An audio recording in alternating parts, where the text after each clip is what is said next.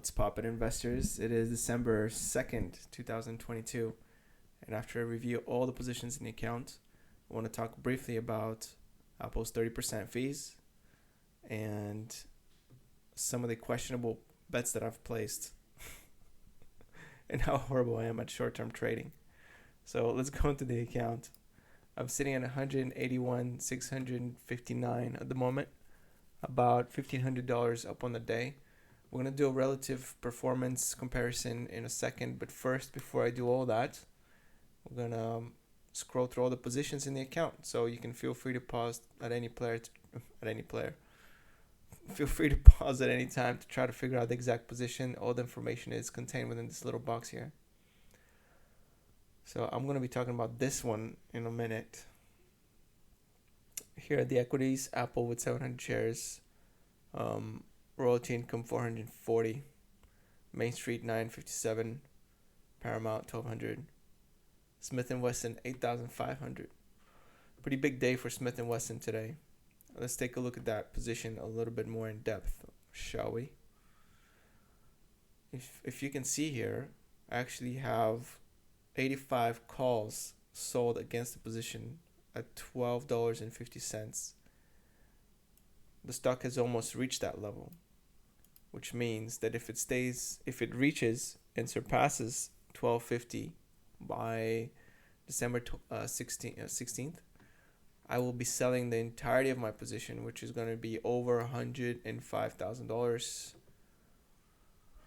Will be good and welcome news because I could use that collateral, because all this money is borrowed, so I could use it to pay down some of the debt that I owe to Robinhood. So that would be great. And on top of that, I'll be collecting the premium value here. I sold it at about $3,000. It's now increased to $5,500, but all of it will be gone by December 16th. All of it. Furthermore, let's explore the account in the investing tab. Current market value of the account is $300,000. Borrowed money 38.42% of that total number. However, if I double it, I'll get the amount that I'm levered, which is going to be around 74.84%. These are all the positions based on equity size. Smith & Wesson is now higher than Apple because of today's gains. So Smith & Wesson number 1 for the very first time. Apple number 2, Main Street Capital, Realty Income, Paramount Global. Total returns, Apple's number 1, Realty Income, and then Main Street. Paramount still dragging its feet with $9,700 loss, which is quite large.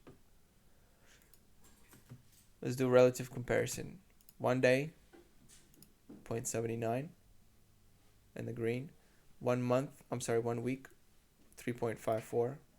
1 month, 16.69. 3 month down 5%, losing to the market in the 3 month area. Year to date, down 2.34. 1 year down 3.84. All time, of course, it's pretty good.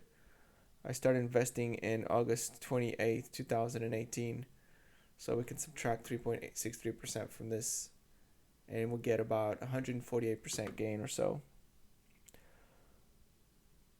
This S&P 500, measured by the ETF, the Exchange Traded Fund, SPY. It's an index. The S&P 500 is an index comprised of the most profitable, largest, publicly traded companies based in the United States. 1 day performance, minus 0.13, winning on this specific metric. I think I'm also winning on the week, I forget. 1 month I'm losing, and 3 months I'm losing badly. Well, not that badly anymore, but the market is green, I'm red on the 3 months. 1 year chart, I'm winning by about 6%, and a 5 year chart, obviously big time win. Market's up 56% in 5 years, whereas I've gained 147 or 8 or so in same period, maybe about 4 years. So that is the account review, and that's the relative performance. Next, We'll talk some Coinbase, all right, some Twitter, some Epic Gaming. What do all these companies have in common? Well, they all complain about the 30% Apple fee on in-app purchases on applications that are sold in the App Store. Now, Apple claims, of course, that this is for security reasons, this and that, yada yada, which is all fine and dandy and correct, and at least from their perspective. Um, Maybe they need that money to in order to invest in security and to boost security for the platform. I don't know. However, that's not even a good argument. We shouldn't even talk about that because they own the infrastructure. So they make the rules. Like if I have, even if it's large, right? Even if a very large proportion of the population in the world uses Apple iOS, it's still theirs. It's still their infrastructure, okay? So if I have a house, right, and I have a rule that says, okay, you may enter my house and have a nice fun party and do all the things that my house provides, bathroom, whatever, food, I don't know, drinks, but I have a rule. When you come to my house, not only do you have to take off your shoes, but you have to wear these booties to protect the floor. Or for whatever ridiculous reason, I decide to make people wear like plastic or, stilts. I don't know, something. That's my prerogative, right? It's my house. Okay? It doesn't matter what my reasoning is. These are my rules and you have to obey by them. And that's really the point. Another fun fact that I'll mention is that if you want to go to Google's house, let's say Apple's house is not very popular for these reasons. So you go to Google's house, well, guess what? Google's rules are actually identical or worse on their Google Play Store. So that everybody's complaining about the Apple App Store, but Google Play Store has the exact same rules. If you make over $1 million on your app, you're subject to a 30% fee. And Apple actually has no fee for anyone who makes under $1 million. So first of all, I wouldn't be complaining, right? Free monetization, and you get the benefit of Apple's secure guarantee on their app store. That's a pretty good deal. When you go to Google Play, not only do they take 30% for anybody over $1 million, but they also take 15% over on those who make less than $1 million. So Apple's App Store fees are actually less than Google's, less than Android's.